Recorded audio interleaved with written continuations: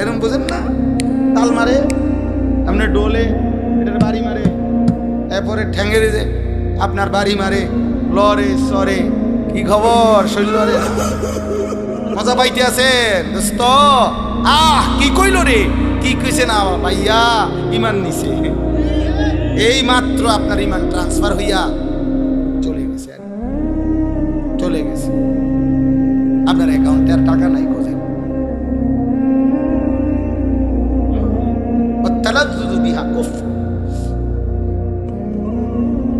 আল্লাহ। সর্বশেষ কথা হইল, গান বাদ্যের এই অশ্লীলতা থেকে, এই হারাম থেকে বাঁচবে কিভাবে? 3 জিনিসের মাধ্যমে। 1, বেশি বেশি দোয়া করে, মাওলা আপনি আমারে এই হারাম গান বাদ্যের এই স্বভাব থেকে ফিরায় দেন। ইমাম হযরত আবু বকর সিদ্দিক বলছেন, আল গিনা মিজমারুশ শাইতান, গান শয়তানের বাদ্য। এরপরে হযরত ওসমান বলছেন, লা ইয়াজতামিউ কলবুন ফীহিল কুরআন ওয়াল গিনা, এক অন্তরে কোরআন এবং গান একসাথে হতে পারে না। যেই দিলে গান আছে সেই দিলে কোরআন আসবে না, যেই দিলে কোরআন আছে ইনশাআল্লাহ সেই দিলে গান আসবে না, গান আসবে। ইমাম মালিক রাহমাতুল্লাহ আলাইহি বলছে, মা ইয়াফআলুহু ইনদানা ইল্লাল ফুসাক, তিনি বলেন যুগ যুগ ধরে আমাদের আরব সমাজে গান বাদ্য যারা করে তাদেরকে আমরা ফাসিক ছাড়া অন্য কিছু বলি না। ইমাম আহমদ ইবনে হাম্বল বলছে, আল গিনা ইউমবিতুন নিফাকা ফিল কলব, গান বাদ্য ধীরে ধীরে কোন ব্যক্তির অন্তরে ঈমান সরাইয়া মুনাফিকি উৎপন্ন করে। ইমাম শাফিঈ রাহমাতুল্লাহ বলছে, আল গিনা দিয়াসাতুন, গান বাদ্য যে অভ্যস্ত সে দাইয়ুস, তার জন্য জান্নাত হারাম। ইমামে আজম আবু হানিফা বলছে, সিমাউল আগানি ফিসকুন ওয়াত তালাজ্জুদু বিহা কুফরুন, গান শোনা প্রকাশ্য পাপ, আর গান শুননা মজা পাওয়া কুফরি। কুফরি কুফরি মজা পাওয়া বোঝেন? আপনারা জানেন একটা আশ্চর্য কথা শুনে, আমরা তাফসিরে, আমি প্রয়োজনে আমার মাদ্রাসায় চলে আরবি তাফসির দেখাইতে পারবো। তাফসিরে রুহুল মাআনি পৃথিবী বিখ্যাত, সমস্ত আলেমদের কাছে গ্রহণযোগ্য একটা তাফসির হলো তাফসিরে রুহুল মাআনি। ওই তাফসিরের মধ্যে আমি নিজ চোখে পড়ছি, সর্বপ্রথম আরব দেশে কন্যা সন্তান জীবন্ত দাফন করা, কন্যা সন্তানকে জীবন্ত দাফন করতো না, শুনছেন নিয়ে কথা? এটা কেন শুরু করছে? কেন মানে প্রথম কন্যা সন্তানকে জীবন্ত দাফন করতো কেন? শুরু হইল কিভাবে এই ঘটনাটা? ওই তাফসিরের মধ্যে লিখছে, এই আয়াতের তাফসির আছে কাশিম ভাই, তো লিখছে যে রবিয়া আরবের একটি বিখ্যাত গোত্র ছিল রবিয়া। এই রবিয়া গোত্রের একজন সর্দারের একটা কন্যা, অপরূপ সুন্দরী মেয়ে ছিল, রূপসী সুন্দরী মেয়ে। ওই সর্দারের একমাত্র কন্যা ছিল ওই মেয়েটা। সর্দার তাকে ভীষণ ভালোবাসতো, বেশি আদর করতো ওই মেয়েটাকে। তো পার্শ্ববর্তী এক গোত্রের, আরেক গোত্রের একটা ছেলে যুবক এই মেয়েটার সাথে সম্পর্ক করে, হারাম সম্পর্ক করে তারে বাগায়ে নিয়ে গেছে, নিয়ে ওই গোত্রে নিছে গা, নিয়ে এখন তাকে সে বিবাহ করছে। অথবা তখনকার রেওয়াজে বিবাহ যেটাই হয়েছে জাহিলি যুগের নিয়মে বিবাহ শাদী করছে। কিন্তু এই মেয়ের ভালোবাসায় এই রবিয়া গোত্রের এই সর্দার তার মেয়েটাকে ওই গোত্র থেকে উদ্ধার করার জন্য দিনের পর দিন লাগাতার বছরব্যাপী যুদ্ধ করছে। ওই ওরে আনতুবিল্লাহ, কিন্তু ওই গোত্র খুব শক্তিশালী, আর আরব দেশে জাহিলি যুগে যুদ্ধ বিগ্রহ ছিল তাদের নিত্যদিনের বিষয়। তো এই গোত্রের রবিয়া গোত্রের সর্দার, তার গোত্রের বহু যুবক, বহু পুরুষ নিহত হয়েছে, কিন্তু একবারও বিজয় আনতে পারে না, ওই মেয়েটাকে আনতে পারতেছিল না। কিন্তু উনি কোনোভাবে ছাড়তেছে না যে আমি আমার এই মেয়ে আনব, ও আমার বড় আদরের সন্তান। শেষ পর্যন্ত বহুদিন পরে দুই গোত্রের বয়স্করা, প্রবীণ লোকেরা একটা পরামর্শ বৈঠকে বৈশা বলছে, না এর একটা সমাধান হওয়া দরকার। তখন রক্তারক্তি বন্ধ করে এই বয়স্ক প্রবীণ লোকেরা এরকম মেল মিটিং দরবারে মধ্যে বলছে যে ঠিক আছে, মেয়েটাকে ডাইকা আনো, মেয়েটাকে জিজ্ঞেস করো, মেয়েটা যদি যার কাছে থাকতে চায়, বাপের কাছে যদি ফিরতে চায় বাপের কাছে দেওয়া হবে, ছেলেটার কাছে যদি থাকতে চায় ছেলেটার কাছে দেওয়া হবে। এই কথাটা সিদ্ধান্ত তো সর্দারও মানছে। আচ্ছা ঠিক আছে, তাহলে আমি মানি। ওই মনে করছে আমার কলজার টুকরা মেয়ে, আমার সারা আদরের মেয়ে, ও তো আমার কাছে আসবে। কিন্তু ঘটনা চক্রে দুর্ভাগ্য হইল, ওই ছেলেটা মেয়েটাকে যখন আইসা দরবারে ওই মিটিং মেলের জিজ্ঞাসা করছে যে তুমি এখন কার কাছে যেতে চাও, এই মেয়েটা স্পষ্ট বলছে আমি ছেলেটার কাছে থাকতে চাই, আমি আমার বাবার কাছে যাব না। এই বাবা রবিয়া গোত্রের সর্দার লজ্জিত আর অপমানিত হয়ে মাথাটা নুয়াইয়া উনি বাড়িতে চলে আসছে। কারণ আর তো কিছু করার নাই, কারণ উনি তো মানছিল এই কথাটা, উনি তো মানছে এটা। আর মেয়েও তো পরিষ্কার মুখের সামনে বলল আমি আমার বাবার কাছে যাব না, আমি ছেলেটার কাছে থাকব। এই তখন এই লোক, এই সর্বপ্রথম আরবে এই রবিয়া গোত্রের ধরে ধরে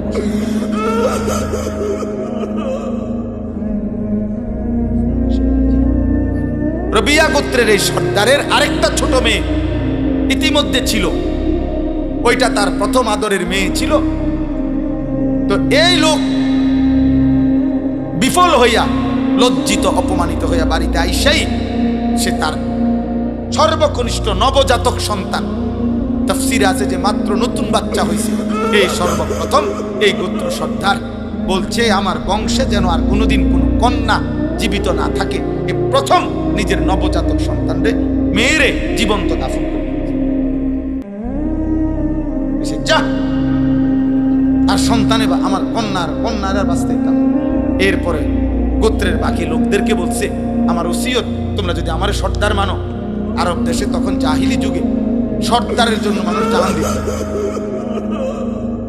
তো বলছে তোমরা প্রত্যেকের নবজাতক সন্তান কন্যা যেগুলা এখন দাফন। এই ধীরে ধীরে নবজাতক কন্যা দাফন করার এই রেওয়াজ ওই গোত্রের থেকে এরপরে অন্যান্য গোত্রে চলে গেছে। অর্থাৎ আমার বলার উদ্দেশ্য হইল, জাহিলি যুগে পর্যন্ত একজন পুরুষ তার ফ্যামিলির নারীর কন্যার আত্মসম্মানের জন্য তার রক্তপাত হয়েছে, জীবন দিছে, কিন্তু তার নারীর সম্মান ইজ্জত, তার বংশের নারীর মর্যাদার জন্য এত লড়াই, এত যুদ্ধ পর্যন্ত করছে। কোরআন শরীফের একটা সূরা আছে, সূরা মুমতাহিনা, কোরআন শরীফে 28 নম্বর পারা। এই সূরার মধ্যে একটা আয়াত আছে, আল্লাহ তাআলা নবীজিকে বলছে, হে নবী, কোন বিদর্ভী নারী, মুশরিক নারী, মূর্তি পূজক নারী যদি আপনার হাতে কালেমা পড়ার জন্য আসে, তো আপনি তাকে নির্দিষ্ট কয়েকটি কথার উপরে বায়াত করাবেন, মানে শপথ করাবেন পর্দার আড়াল থেকে। যেই বিষয়গুলোর উপরে শপথ করাবেন, এই যে দেখেন, শুনেন, ইয়া আইয়ুহান নাবিয়্যু, হে নবী আমার, ইজা জাআকাল মুমিনাতু, মুমিন নারীগণ ঈমান আনতে যখন আপনার কাছে আসবে, ইউবাইয়িনাকা, আপনি তাদের সাথে এই বায়াত করাবেন, এই শপথ বাক্য পাঠ করাবেন এই কথাগুলো। আলা আল্লাহ ইউশরিকনা বিল্লাহি শাইআন, 1 নাম্বার, কোন নারী তারা যেন আর কোনোদিন আল্লাহর সাথে শিরিক না করে। 2, ওয়ালা ইয়াসরিকনা, তারা যেন চুরি না করে। 3, ওয়ালা ইয়াজনিনা, তারা যেন আর কোনোদিন জিনা ব্যভিচার না করে। এই কথাটা বলার জন্য শুনেন তো, কি না করে বলছে 3 নম্বরে, কথা বলেন না। তাফসীরের মধ্যে আছে, আপনারা একটা ঘটনা সবাই জানেন, উহুদের যুদ্ধে নবী সাল্লাল্লাহু আলাইহি সাল্লামের একজন চাচা আমিরে হামজা, ওনাকে যে শহীদ করছে ওয়াহশী পাথর মাইরা, নবীজির চাচা। তো শহীদ করার পরে মক্কার কুরাইশ একজন সর্দারনি, একজন নারী, ওনার চাচার, নবীজির চাচার বুকের উপরে বৈশা ওনার চাচার বুকটা ফাইরা ফেলছিল।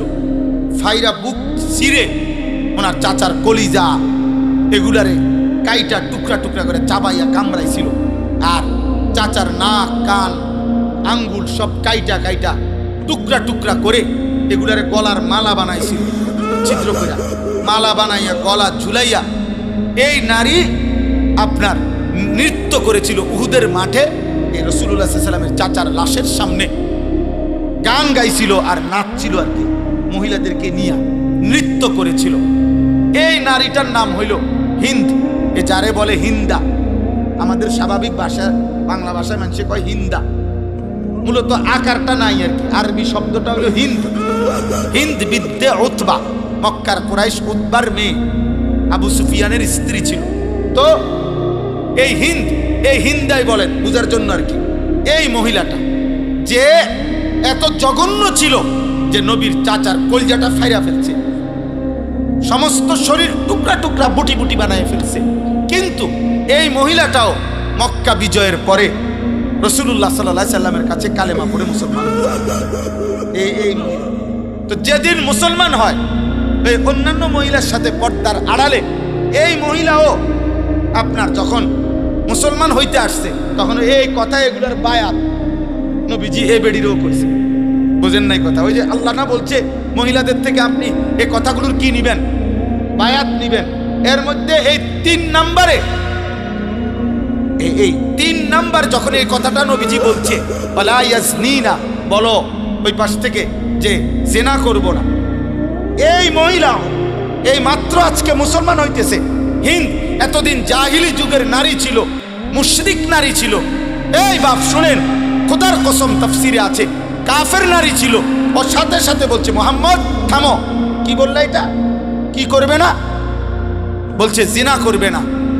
তখন এই মহিলা আওয়াজ দিয়া বলে উঠছে, মুহাম্মদ কোন স্বাধীনা, কোন ভদ্র নারী জিনা করতে পারে? অর্থাৎ এটা কি বললাম? আমি তো জাহিলি যুগে যখন মুশরিক ছিলাম, আমার এই মুশরিক জামানা তো আমি কোনোদিন জিনা করিনি। কসম খোদা,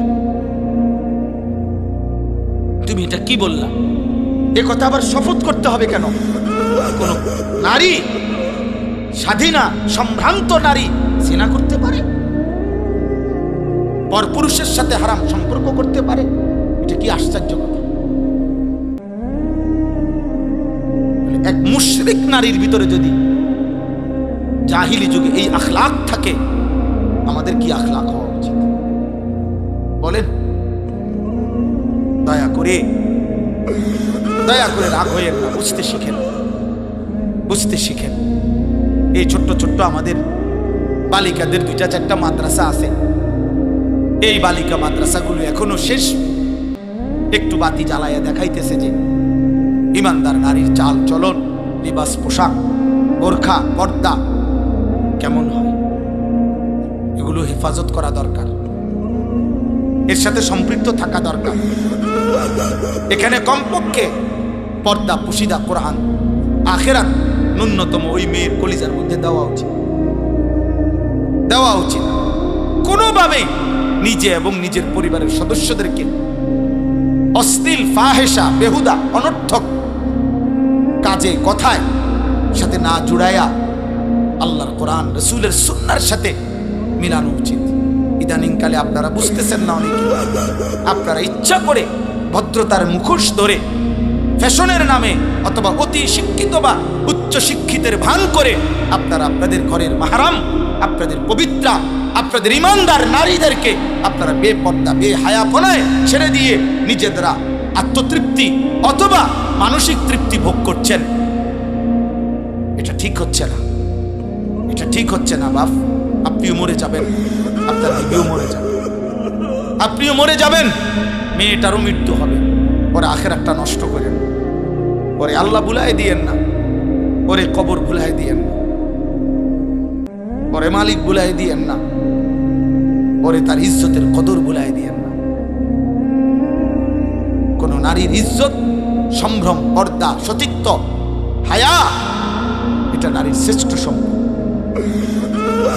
যেন কোরআনুল কারীমের মধ্যে ইসলামের যত পাপের শাস্তি, একমাত্র পাপ জিনা, ব্যভিচার, এই শাস্তির বিধান বলতে গিয়ে নারীর কথা আগে উল্লেখ করছে। অর্থাৎ বুঝাইছে, আমরা তাফসিরে পড়ছি, তাফসিরে হেদায়েতুল কোরআন, ভারতীয় উপমহাদেশের শ্রেষ্ঠ শেখুল হাদিস মুহাদ্দিস